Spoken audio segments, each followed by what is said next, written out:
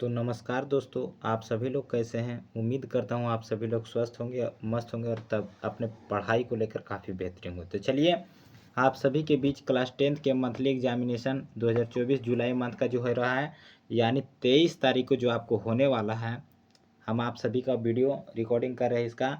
और ये एकदम आप सभी को पता है कि हम जब भी लाते हैं तो एकदम ओरिजिनल पेपर रहता है, आप सभी लोग को पता होगा। ठीक है, तो विषय कोड 112 है और आपको टाइम तो पता ही होगा, 1 घंटा 30 मिनट का होता है बाबू। और इसमें से चलिए आपको जल्दी से जल्दी करा देते हैं। इसमें से आपको 1 से 30 ऑब्जेक्टिव रहेगा, लेकिन आपको 25 का आंसर देना है। ठीक है, पहला क्वेश्चन है कि निम्न में से किस लेंस की फोकस दूरी धनात्मक होता है। तो आप जल्दी जल्दी आंसर दीजिएगा कि किसका पॉजिटिव होता है। तो याद रखिएगा कि पॉजिटिव जो होता है बाबू, वो होता है उत्तल लेंस का। ठीक है, आपको पता हो गया, यानी ऑप्शन नंबर ए हो जाएगा। दूसरा नंबर है कि लेंस के आवर्धन का एसआई मात्रक क्या होता है। ठीक है, तो लेंस के आवर्धन का एसआई मात्रक मात्रक विहीन होता है, यानी ऑप्शन नंबर डी हो जाएगा। चलिए 3 नंबर प्रश्न है कि किसी लेंस में मुख्य फोकस की संख्या कितनी होती है। तो लेंस में मुख्य फोकस की संख्या 2 होती है, ऑप्शन नंबर बी। 4 नंबर प्रश्न है कि मानव नेत्र में किस प्रकार का लेंस पाया जाता है। तो आपको पता होगा कि मानव नेत्र में उत्तल लेंस पाया जाता है, ये इस तरफ का होता है। ठीक है, याद रखिएगा। अब नए हैं जितने भी स्टूडेंट चैनल को सब्सक्राइब कर लीजिएगा, क्योंकि डेली एकदम ओरिजिनल पेपर आपको हम देंगे, अन्यथा नहीं मिलेगा, नहीं देंगे, लेकिन ओरिजिनल पेपर आपको मिलता है इस चैनल पे। 5 नंबर है कि नेत्र लेंस की फोकस दूरी में परिवर्तन क्रिया के कारण क्या होता है। तो ये किसके क्रिया के कारण होता है नेत्र में फोकस की। तो याद रखिएगा आइरिस के कारण होता है। 6 नंबर है कि निम्नलिखित में से कौन आंख में प्रवेश करने वाले प्रकाश की मात्रा को नियंत्रित करता है। तो आपको पता होगा ये आइरिस करता है, ऑप्शन नंबर बी। चलिएगा 7 नंबर प्रश्न की एक स्वस्थ आंख के लिए स्पष्ट दूरी दृष्टि की न्यूनतम जो दूरी होता है, याद रखिएगा 25 सेंटीमीटर। कितना होता है जी, यानी ऑप्शन नंबर बी है। ठीक है, ऑप्शन नंबर बी हो जाएगा 7 का। चलिए देखिए 7 का option number B 25 centimetre. 8 number प्रश्न कहाँ गया है जी, देखिए कि जब एक प्रकाश अत्यंत चमकीला होता है तो पुतली कैसा बन जाता है। तो पुतली जो होता है ये छोटी हो जाता है और अंधेरे में बड़ी हो जाती है। चलिए 9 का है कि जो नेत्र निकट वस्तु को साफ नहीं देख सकता, उस नेत्र में कौन सा दोष हो जाता है। तो आपको पता होगा दूर दृष्टि दोष हो जाता है, यहाँ पे ऑप्शन नंबर ए हो जाएगा। चलिए 10 नंबर है कि किस लेंस का उपयोग दीर्घ दृष्टि दोष को दूर करने में किया जाता है।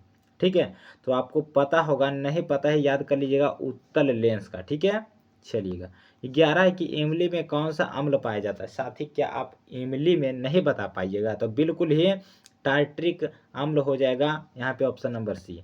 चलिएगा 12 नंबर, यहाँ 12 का ऑप्शन नंबर डी होगा, फिनोप्थैलीन। ठीक है, 13 नंबर की अम्ल और क्षार आपस में अभिक्रिया करके क्या बनाते हैं।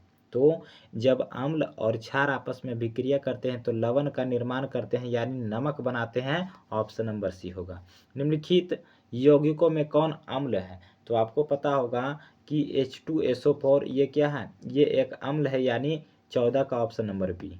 चलिएगा एकदम सही ढंग से एकदम वीडियो को शुरू से लास्ट तक देखिए, आंसर जाइए और कल छाप कर आ जाइए, बस और कुछ नहीं है। ठीक है, चैनल पे नए हैं चैनल को सब्सक्राइब कर लीजिएगा। किसी भी प्रकार का फेक वीडियो नहीं है, फेक क्वेश्चन नहीं है, एकदम ओरिजिनल पेपर है बाबू। आइएगा मिला करके और अच्छे अच्छे कमेंट से अपने दोस्तों के पास शेयर कीजिएगा। सोडियम हाइड्रोक्साइड क्या है, तो याद रखिएगा ये एक लवण है बाबू, ऑप्शन नंबर सी हो जाएगा। शुद्ध जल का पीएच मान क्या होता है। तो शुद्ध जल का पीएच मान 7 हो जाएगा, ऑप्शन नंबर बी हो जाएगा। बैटरी में कौन सा अम्ल पाया जाता है। तो एकदम आंख मुनिए और बोलिए कि H2SO4 बैटरी में अम्ल पाया जाता है। 18 नंबर है कि लौंग तेल किस प्रकार का सूचक है। तो देखिए लौंग तेल जो होता है ये गंधीय सूचक है, उसमें एक प्रकार का गंध होता है, आप सभी लोग को पता होगा। 19 नंबर है निम्नलिखित इसमें किसका पीएच मान न्यून होता है, यानी कम होता है, ये चारों में से। तो याद रखिएगा आमाशय रस का पीएच मान कम होता है। ठीक है, याद रखिएगा। चलिएगा 20 नंबर है कि रक्त जल में स्थायी खारापन को दूर करने में किसका प्रयोग किया जाता है। तो आपको पता होगा कि Na2CO3, जिसे हम लोग धोने वाला सोडा भी कहते हैं, धोवन सोडा के नाम से भी जानते हैं। चलिए 21 नंबर प्रश्न है कि निम्नलिखित में कौन प्रबल अम्ल है? तो आपको पता होगा, नहीं पता याद कर लीजिएगा, ऑप्शन नंबर डी हो जाएगा हाइड्रोक्लोरिक अम्ल। ठीक है। 22 नंबर है कि मानव शरीर की सबसे लंबी कोशिका कौन होती है? तो मानव शरीर की सबसे लंबी कोशिका, ऑप्शन नंबर क्या होगा? क्या होगा जी? ऑप्शन नंबर डी होगा यकृत, यानी 22 का ऑप्शन सॉरी यहाँ पे न्यूरॉन ही होगा। ठीक है, 22 का ऑप्शन नंबर बी होगा। चलिएगा 23 नंबर कि मानव मस्तिष्क का औसत भार कितना होता है? तो याद रखिएगा, इसका जो मानव मस्तिष्क का भार होता है बाबू, वो 1.4 kg होता है, यानी 1 किलो 400 ग्राम होता है। ठीक है, 24 हो गया, 23 हो गया। अब 24 का आंसर आप जल्दी से दीजिए। देखिए यहाँ पे कि निम्न में कौन सा अंग संवेद ग्राही नहीं है? तो दिमाग ये संवेद ग्राही नहीं है। 25 निम्नलिखित में कौन पौधे में नहीं पाया जाता है? तो यहाँ पे याद रखिएगा, पौधे में क्या नहीं पाया जाता है जी? तो यहाँ रासायनिक नियंत्रण, तंत्रिका नियंत्रण, तंत्रिका तंत्र नहीं पाया जाता है। ठीक है, यहाँ पे बी और सी, यानी ऑप्शन नंबर डी होगा जी, ऑप्शन नंबर डी होगा। ठीक है, याद रखिएगा। चलिए 26 नंबर है, कहाँ जी? 26 है कि मनुष्य का कौन सा भाग हृदय स्पंदन तथा श्वसन गति की दर को नियंत्रित करता है? तो यहाँ पे याद रखिएगा सेरिब्रम। ठीक है, ऑप्शन नंबर बी। 27 नंबर प्रश्न है कि पौधे में पाई जाने वाली गति क्या कहलाती है? तो पौधे में पाई जाने वाली गति गुरुत्वानुवर्तन, प्रकाशानुवर्तन, जलानुवर्तन, यानी ऑप्शन नंबर डी। और 30 नंबर की इनमें निम्न में कौन पादप हार्मोन है? तो साइटोकाइनिन ये पादप हार्मोन है, ये ऑप्शन नंबर डी। चलिए, तो एकदम सही तरीके से बाबू जाइए एग्जाम में बेहतरीन अपना स्कोर करके ही। चलिए धन्यवाद, फिर मिलेंगे नेक्स्ट वीडियो।